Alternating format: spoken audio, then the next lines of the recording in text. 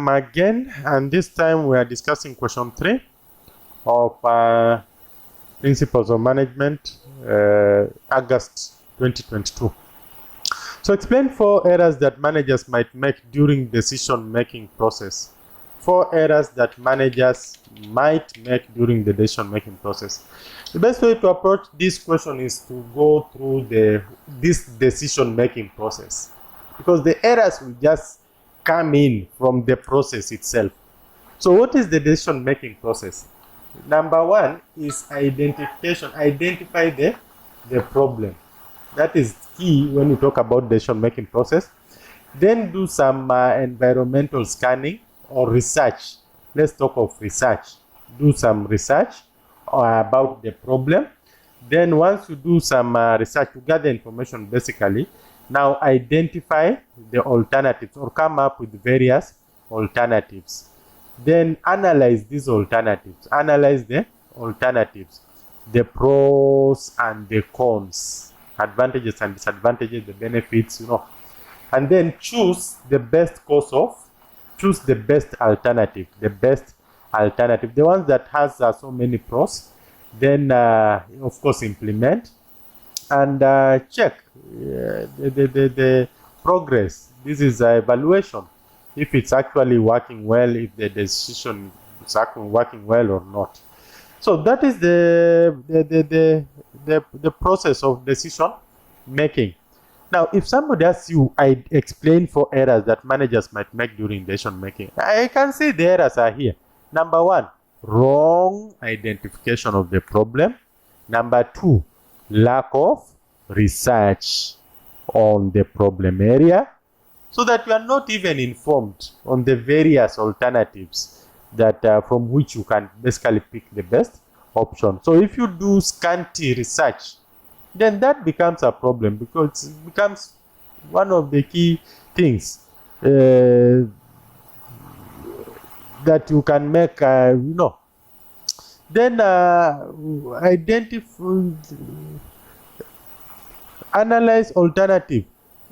If you do scanty analysis, you don't do very good analysis to come up with the pros and cons, chances are very high that you will not select the best course of action. So how many problems are those? Number 1, wrong identification of the problem. Number 2, lack of enough research, so that you don't have enough alternatives to pick from. Number 3, poor analysis, which will lead to wrong selection of the best course of action. So instead of picking the best course of action, you pick a wrong one. And then number 4, implementation.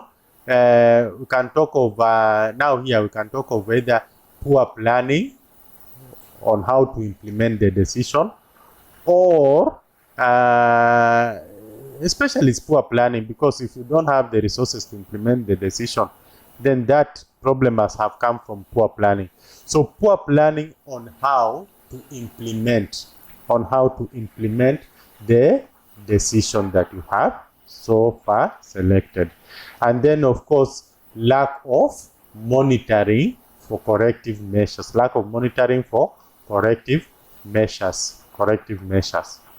Those are the 4 possible errors that managers can make. Errors or mistakes. I'm looking at errors as being synonymous with mistakes. Otherwise, we also have another error in the decision making, especially when we talk about statistics, where we have the one tail, those errors where you pick a wrong decision, the probability of picking a wrong decision, the probability, but let's not go there. In this question, I'm assuming that the error here is used synonymously with mistakes. So explain 4 errors that managers might make during decision making. I am assuming it's the same as the mistakes that managers might make during the decision making process, so that we don't go into the statistics direction.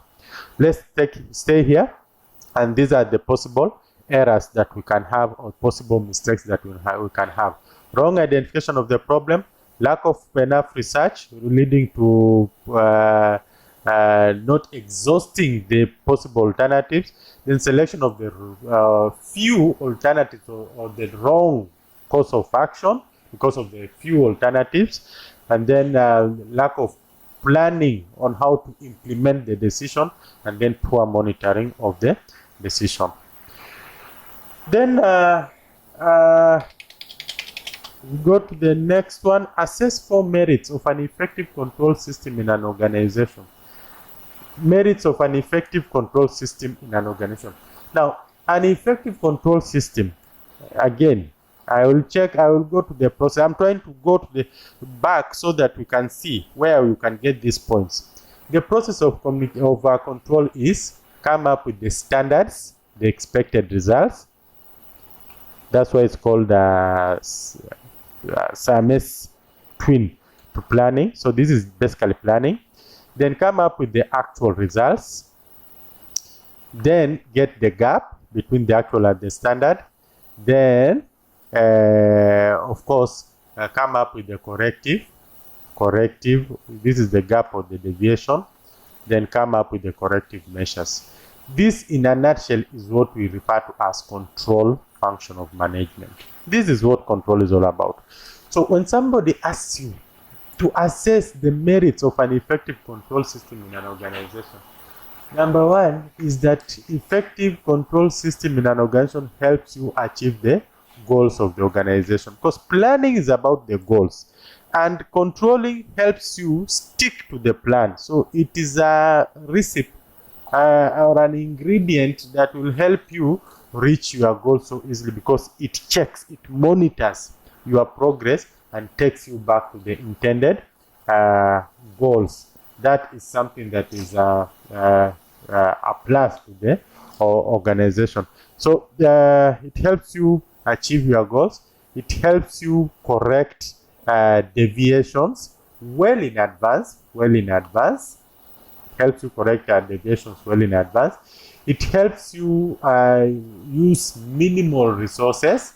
Of course, if you can detect deviations in advance, it will help you prevent a lot of wastages. That is something that is very, very, very important in an organization. It also helps in motivating the staff, because control shows whether you have exceeded the expectations or if you are closer to the objectives, or if you are not anywhere near to the objectives, so that we can put some measures to improve you. So it motivates employees, especially if you can monitor the progress and align them to the plan and see how they are performing in relation to the plans of the organization. It also helps in ensuring efficiency and effectiveness. Efficiency is everything to do with time. Effectiveness has everything to do with the resources. So we might as well do away with this, because we are talking about effectiveness here. So yes, those are some of the points. And then it's also a very important tool when it comes to communication. Yes, especially when we are communicating the results. We need to compare the results against the expected the standards. That is very important when you are presenting data to people. Then this becomes in the control aspect is very important. Actually, that is what managers do. This is what we plan. This is the actual. This is what we are planning to do in the next phase. So you can see it enhances and improves so much on the communication, so that you give a refined information to the stakeholders or anybody who expects to get feedback. It also enhances coordination. And of course, things like staffing, where we possibly notice that there is a bottleneck, things are not flowing as expected, especially after we have identified the cause of the deviation. We need to take measures to correct that. And some of this, the cause of the deviation might actually signify the risky areas, or the bottlenecks in the organization, so we know what we are supposed to do to correct the problems. And some of these things might end up in helping especially other functions like staffing or coordination, especially where the gap is as a result of manpower issues. Then we can take the measures very fast. In fact, I think the best point we can talk about here is that it basically helps in risk management, because it brings out the issues in the processes, issues in the systems, and makes it very easy for us to now focus on those issues to correct, so that we don't continue with those deviations. Those are very important points. I think those ones are good enough. They want just for merit. You can work with those ones. And of course, it also enhances discipline in the organization. How does it enhance discipline? Because control is all about sticking to the plan.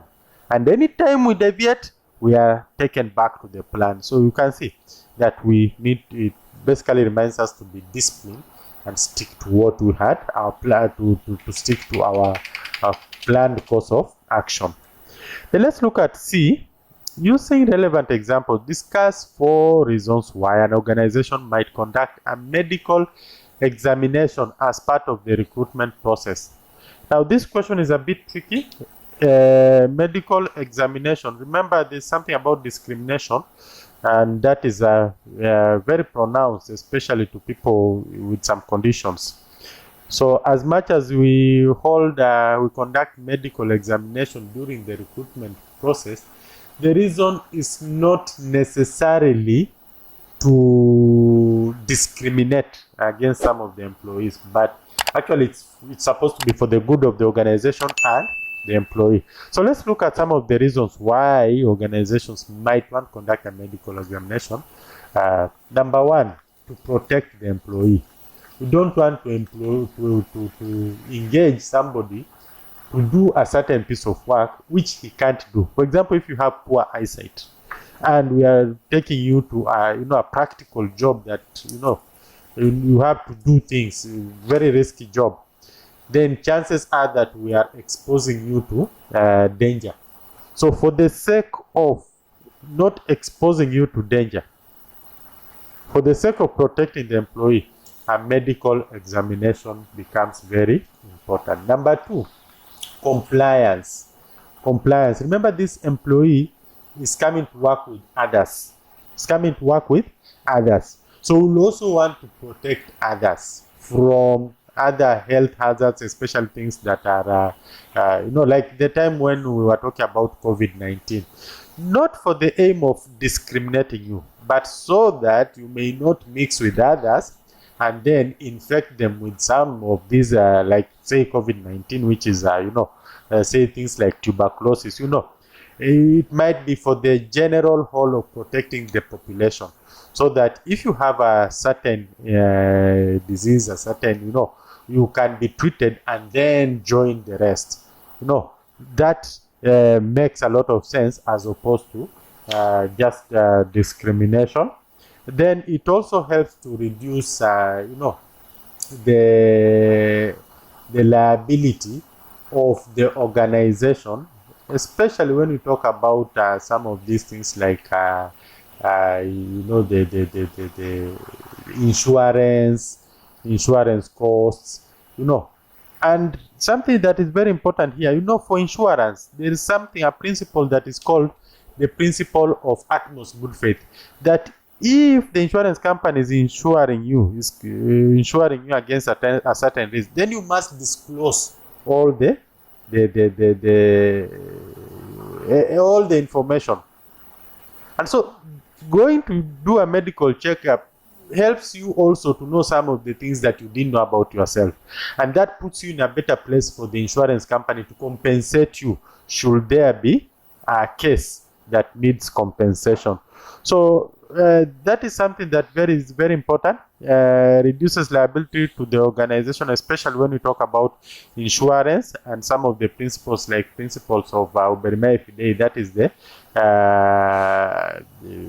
disclosing all material facts. If you don't disclose all material facts to the insurance company, they will not compensate you, especially if they find out that there's something you didn't tell them, which is very important. And you may not cite ignorance as part of the reason. So it's very important that you conduct a medical examination just to be on the safer side. Then we also talk of just to the organization is also employing you for, because it wants to, you're entering into a contract, for God's sake. And so there's some manpower hours that the organization expects from you. So will the organization hire people who will not be available to work for it? That would be so unfair. So it is good that the organization makes this decision knowing exactly how many man hours we are talking about, instead of just hiring you, and then after it has hired you, it realizes that at the end of the day you spend most of the time at the hospital, and and the organization ends up losing a lot of money. So for the sake of protecting its hard-earned money, cutting on the costs, reducing on the turnover rates,